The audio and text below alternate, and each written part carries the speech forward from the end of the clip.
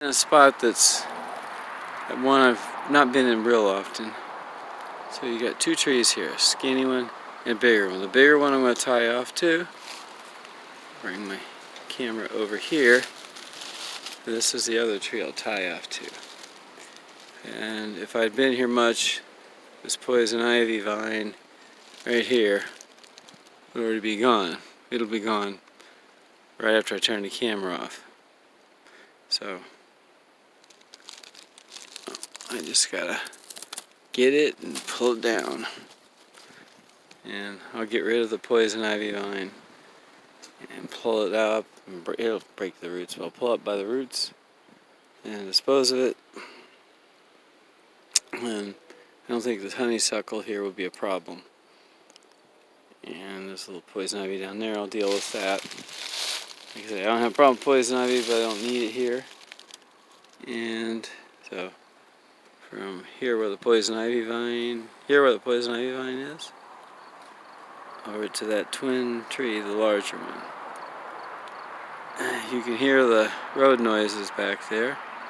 So let me get this set, and I'll be back. So that's where the poison ivy is right at the moment that I pulled. Hopefully I'll get out of here shortly. Because if I have a fire tonight, I don't want that accidentally getting burned and have smoke get to somebody else.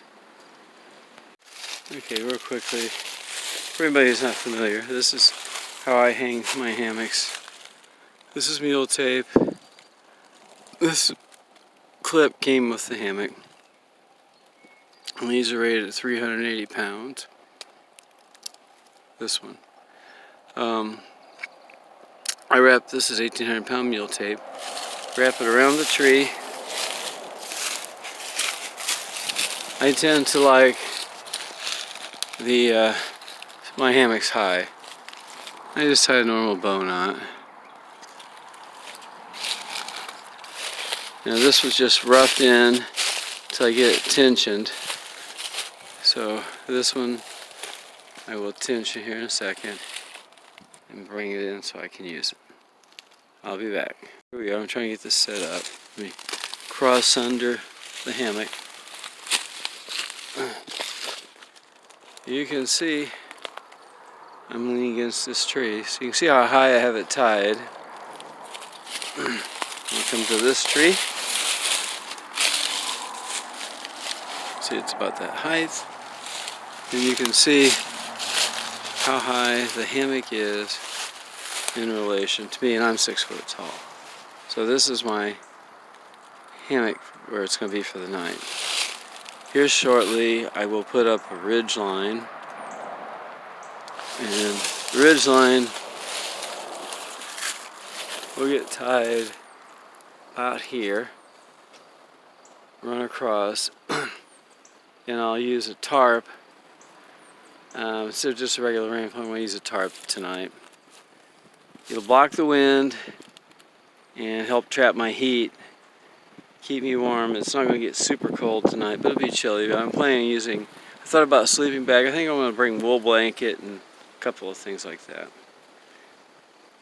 So let me stop this and get everything going.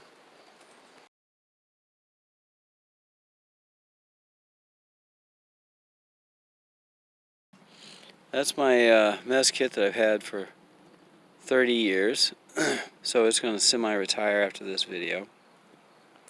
Next to it is the one I bought from Walmart Replacement. It's one of those $6 to $8 mess kits, stainless steel this time. It's just aluminum like that one.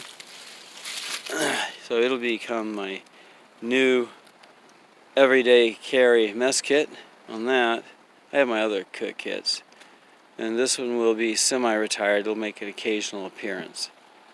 Whereas that one will be consistent. Alright, and like I say, in case this didn't work out, I want to cover this again. There are 3 types of heat loss that I have to deal with because I hang in a hammock for around 4 seasons. You have radiant heat loss, where my body just radiates heat into the atmosphere, so we cool. You have conductive. I lay on the ground and the ground sucks the heat out of you. and convective. The wind, like you blow on a hot spoonful of soup to cool it before you put it in your mouth, helps cool it down. The hammock convective is the most difficult situation for a lot of people because they are worried about that wind effect. Well, hammock in and of itself gets you away from the conduction. So that's there. The radiant's always going to be there. Having the tarp around you, because I fly it so I can get wind, but in the colder weather I drop it. Well, that helps trap that radiant heat, helps hold it in a little bit with me. And then down like this, it blows, but it blocks most of that wind from being convective cooling, because you can see how it's keeping the bottom of the hammock from being blown. So this is how I'm going to combat heat loss through the night. I'll be using, I'll put a pad in here, I think. I know I'm going to put a wool blanket for me, and I'll have a couple other light blankets of some sort. I'll show you what they are. I'll edit that. That's my knot. Just pull on that tag end over there. It comes right out. I have one down there. It'll hold it tight, and I can readjust it so it's an adjustable. If it needs to be more taut, I need to take out slack, I can do that. So here we are. Let me get my stuff finished together, see if I can find me a suitable spot for a fire tonight. If the wind is like this, I may have to opt for a bottle of propane. I hate to do that, but with this kind of wind, I'm not sure I'm going to have a fire tonight. So I have in here a Harbor Freight moving blanket and one of my old Harbor Freight wool blankets. This blanket I've used for a couple decades now. This is like one of those real cheap $5 ones. What I do with this is when it's cold, I'll pull this over my face and sleep with that. Now what I also opted for, since this is retirement for my one, or semi-retirement for the one mess kit, said I really didn't like the idea of it going out for retirement on a on propane. So what I did was went up and I grabbed part of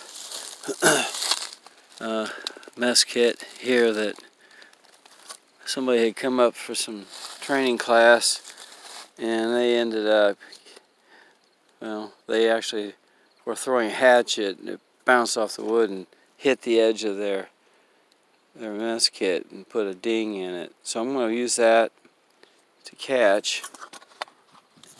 This is a stove that I've had for a very long time.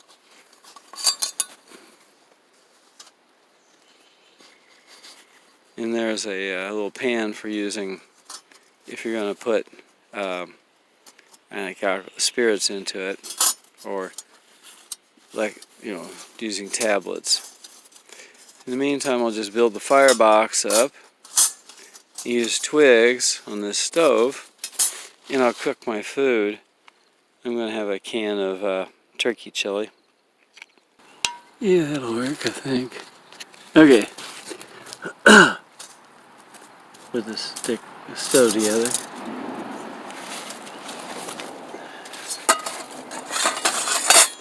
Yeah, I say, had somebody here doing a class, and well, what here, but I was doing a class, and they broke this thing, and they were quite ready to throw it away. And my thought was, don't throw it away, I'll take it. I'm sure I can find something I would do with it. So I kept it.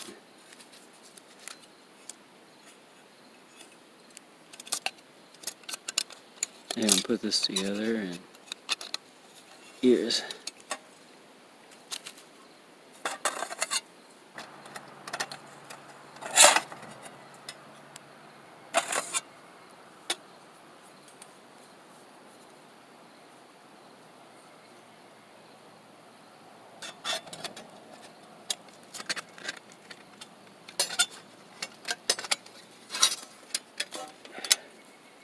Alright, I don't want to put this together off camera. I can actually see what I'm doing.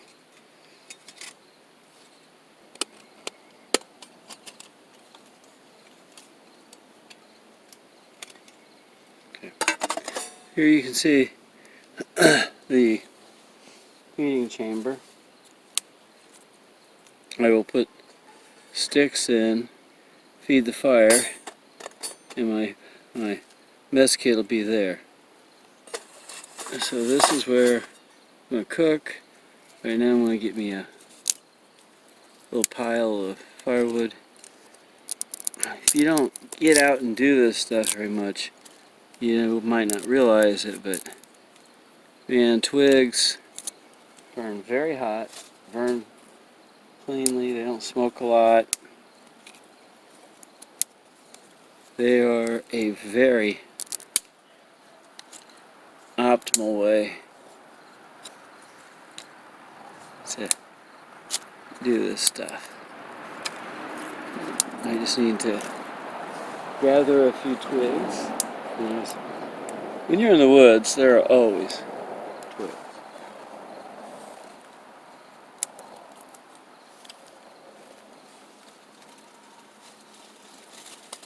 You got a different drill I was going to use. Situations changed.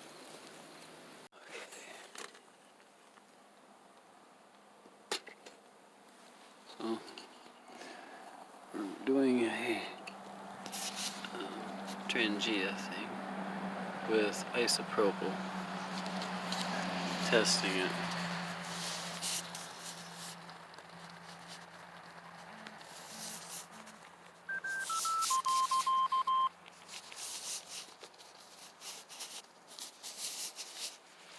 So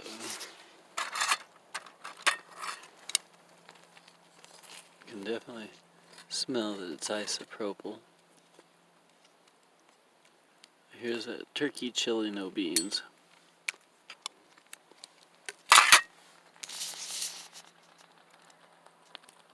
I'll use the other thing later to heat water. I just wanted to play and see if this would like using 90% isopropyl. And as you can see, we definitely have it going. Okay, I tried this with isopropyl. It made great flames. That was one of my stoves that was made out of a water bottle. So I'm going to heat up some food. I'm going to try that before I play with the stick thing, just because I didn't know if this would work. That's isopropyl alcohol, 91%. And this, you recognize this from my mess kit. From this kit. That's going to be hot fast, boy. Ooh.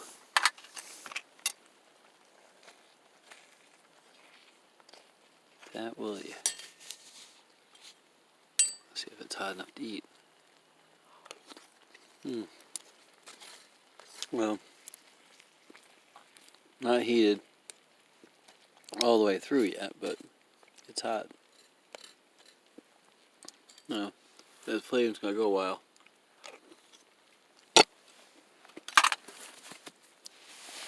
I may for those of you who follow my channel, you recognize my grease pot cool kit. And in this case, my nice little Coleman kit, or Stanley kit, rather. And pull out my drink cup, add water, heat me up some water, make me some kind of a hot drink. I got coffee. I got coffee, and I got bouillon. I think it's time to heat up some water. I'll do the sticks in the morning. Okay. Do as best I can while holding the light. This was gotten at the Dollar Tree. Get a little water in there. This thing holds 3 cups, just so you know if you buy one. Set that old reliable off. And set that on to heat. Get ready to eat me some chow while that boils. Alrighty, look at that, nice and hot.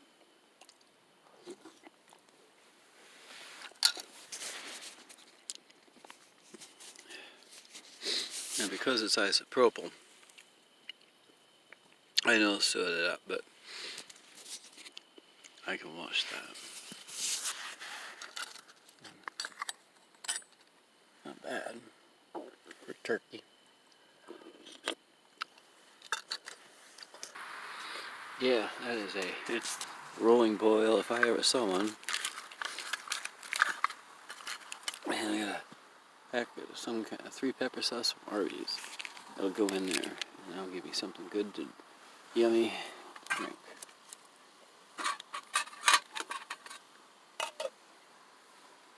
Set that aside. Find my cap. Try and extinguish this.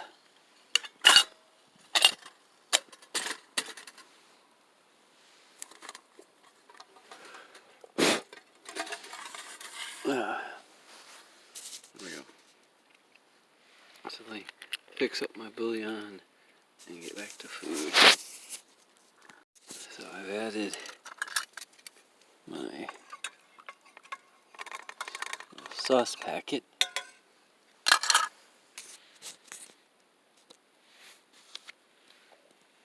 And I'm going to take a taste. You won't see it, but I'm scared.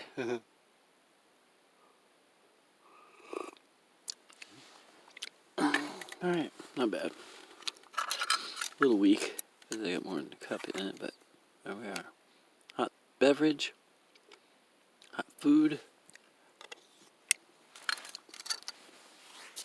This will be retired after this camping trip, well, semi-retired after this camping trip.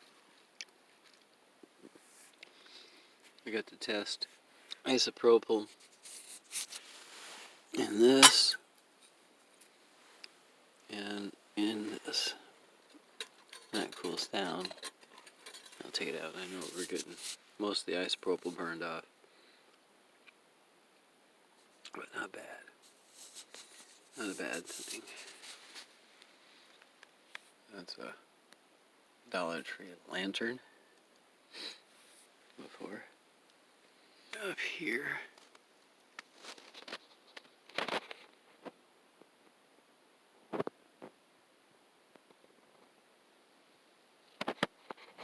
It's a gorgeous night.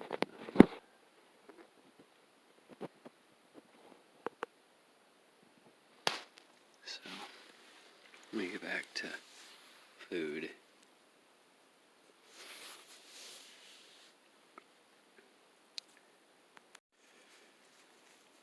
Okay, here we are. We're recording. Let me get the flash turned off. G7 receiver. Well, my blood sugar is currently at 110. Since my drink is starting to cool down, I'm going to start this up and warm it up because I can. Now, I mentioned before, one of the things I like about matches is that they kind of provide their own tinder. There's a chance to play.